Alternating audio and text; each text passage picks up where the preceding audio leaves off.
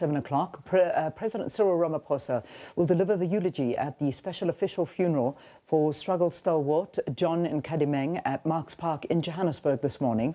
Nkadimeng, who was the recipient of the Order of Luthuli in gold, passed away last Thursday. He was aged 93. He served as South Africa's ambassador to the People's Republic of Cuba in 1995. He also served in the ANC's Political and Military Council, as well as the chairperson of its political committee. Our reporter Abongile Dumako is following the funeral today and will be reporting on it. So let's get an update from him this morning. Abongile, good morning to you. It looks like you're obviously at the home. Talk to us about what's happening.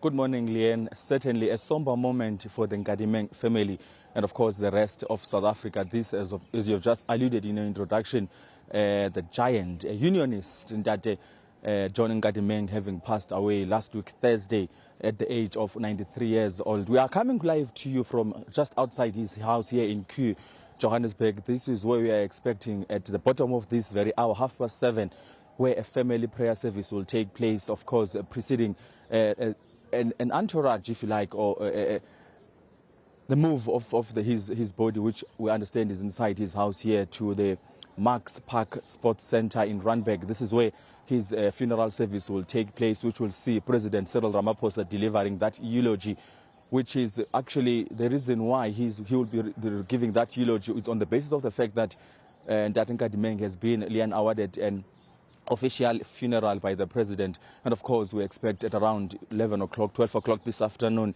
his remains will be buried at the West Park Cemetery. Since we've gotten here this morning, we've seen quite a few activities taking place. We've seen the military personnel, of course, giving direction on what is expected to happen, building up to the funeral service of Nkadimeng. And of course, we've seen family members trying to direct us where to go in terms of this very broadcast, because of the fact that we were told that as it is a state funeral, there'll be a lot of military personnel participating in these proceedings.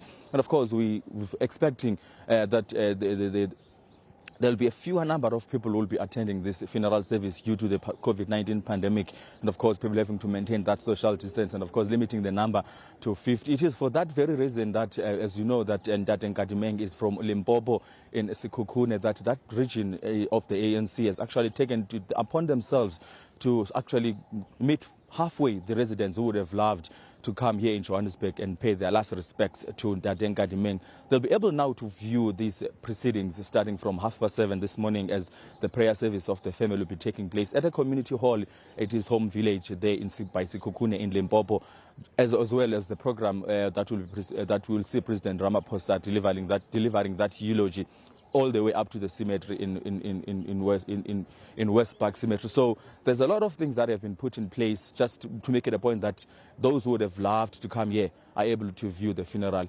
across the country, including in his home province of Limpopo. All right, Abongile Dumako keeping us updated on the funeral there of it's taking place. It'll happen probably at around about 10 o'clock this morning is when it's expected to begin, and we'll be crossing into that one. That, of course, is the late John Nkadimeng, a former struggle stalwart, being given an official funeral. President Cyril Ramaphosa giving the eulogy at that one.